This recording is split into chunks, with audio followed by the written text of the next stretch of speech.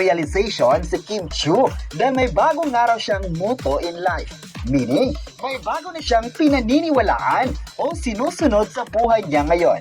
Medyo na-curious lang ang lahat nang sinabi niya sa kanyang ex-post na pagod na raw siya sa mga everything happens for a reason. Kaya yun kasi, kung tatanggapin na lang lahat ng mga nangyari dahil paniniwalang nangyari naman ang lahat dahil may dahilan. Sa ex-post niya, ayon pa ni Kim Chiu, one step today, 1,000 miles tomorrow. Ang bago raw niyang motto sa kanyang buhay. Kahit raw walang nagtatanong, pagod na raw siya sa everything happens for a reason. Kaya siya mismo, hindi niya alam kung ano talaga ang rason. Ang dami namang reply sa comment section ni Kim dahil sa post niyang ito. Isa sa comment sa kanya, ang lahat raw ay magiging okay din at isang mahigpit na yakap para kay Chinita Princess.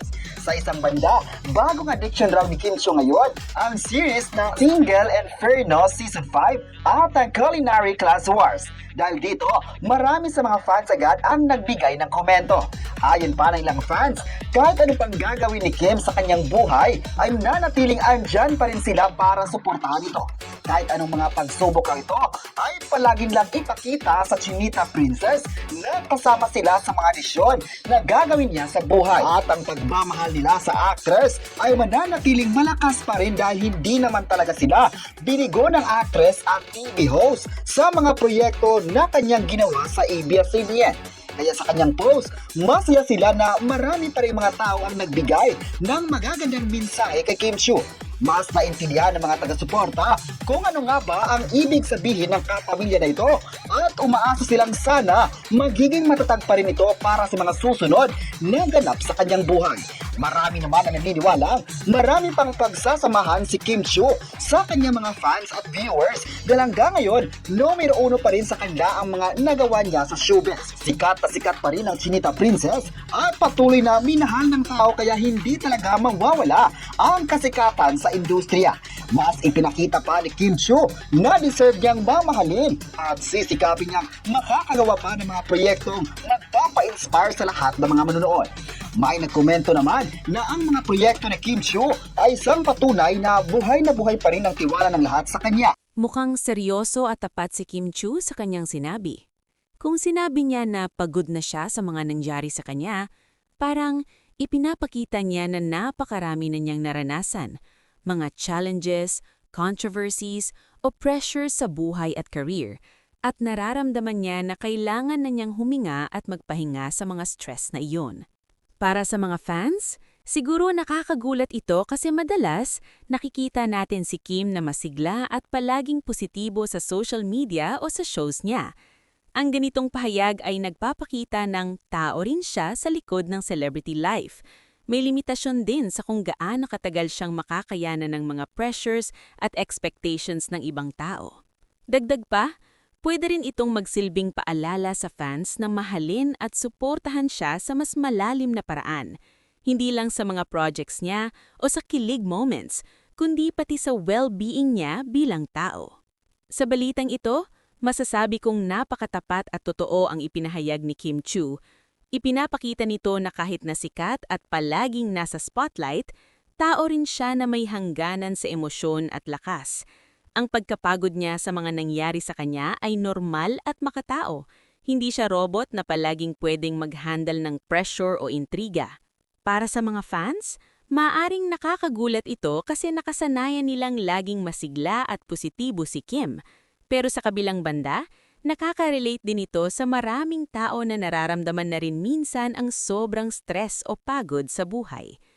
Ang mahalaga, ipakita natin ang suporta at pangunawa sa kanya, kaysa husgahan o gawing issue ang kanyang pagiging tapat sa nararamdaman niya. Sa kabuuan, itong balitang ito ay paalala na si Kim Chiu ay hindi lang artista, kundi tao rin, at ang kanyang mental at emotional health ay kasing importante ng kanyang career. Napakatapat at makatotohanan ng pahayag ni Kim Chiu na pagod na siya sa mga nangyari sa kanya. Bilang isang artista na matagal nang nasa industriya, hindi biro ang lahat ng pressures at expectations na kaakibat ng pagiging public figure. Marami siyang naranasang challenges, mula sa mga kontrobersya, speculation ng media, at minsan kahit mga maling interpretasyon ng mga fans at tao sa paligid niya. Ang pagiging bukas niya sa nararamdaman niya ay nagpapakita na tao rin siya, may hangganan at may pangangailangan na rin sa personal na pahinga at emosyonal na kalinisan. Para sa mga fans, maaaring nakakagulat ito dahil kadalasan nakikita natin si Kim na masigla, positibo at laging handang magbigay ng saya sa iba. Pero sa kabilang banda, ito rin ay paalala na ang bawat tao, gaano man kasikat o kamatalino sa kanilang ginagawa, ay may limitasyon.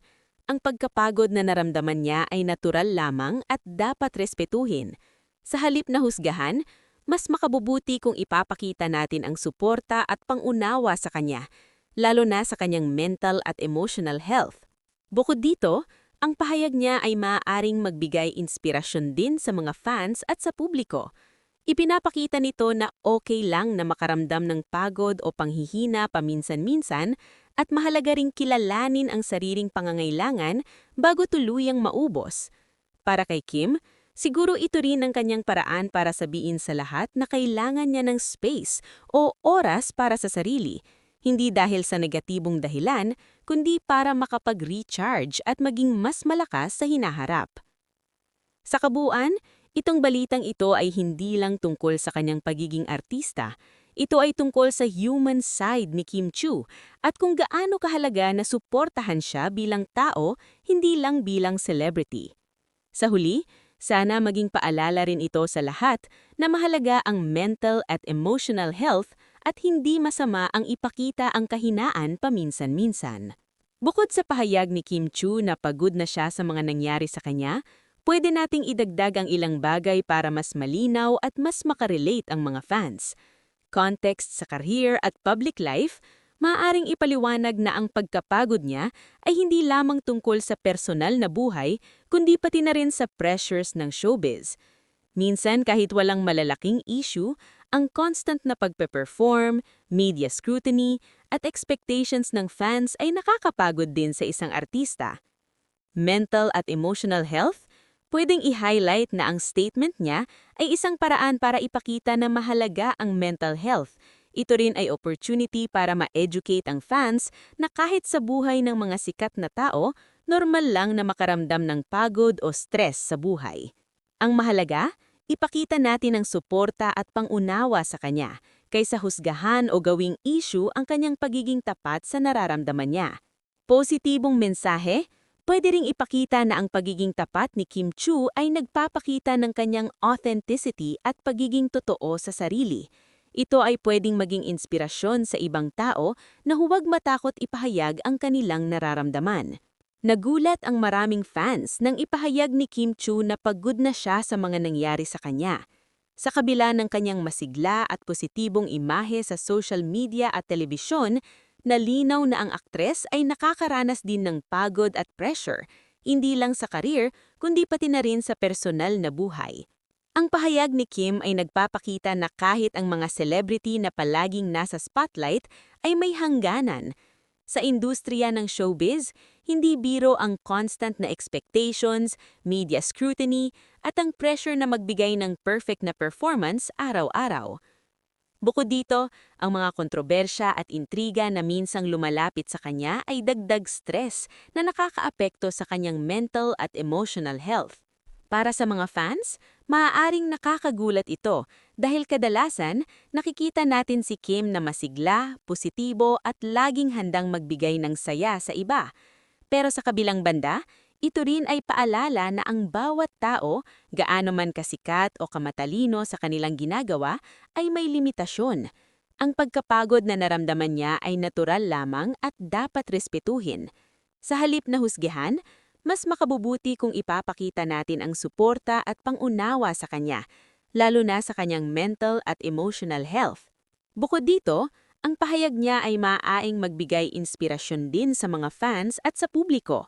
Ipinapakita nito na okay lang na makaramdam ng pagod o panghihina paminsan-minsan at mahalaga ring kilalanin ang sariling pangangailangan bago tuluyang maubos. Para kay Kim, siguro ito rin ang kanyang paraan para sabihin sa lahat na kailangan niya ng space o oras para sa sarili, hindi dahil sa negatibong dahilan, kundi para makapag-recharge at maging mas malakas sa hinaharap. Sa kabuuan, itong balitang ito ay hindi lang tungkol sa kanyang pagiging artista. Ito ay tungkol sa human side ni Kim Chiu at kung gaano kahalaga na suportahan siya bilang tao, hindi lang bilang celebrity. Sa huli, sana maging paalala rin ito sa lahat na mahalaga ang mental at emotional health at hindi masama ang ipakita ang kahinaan paminsan-minsan.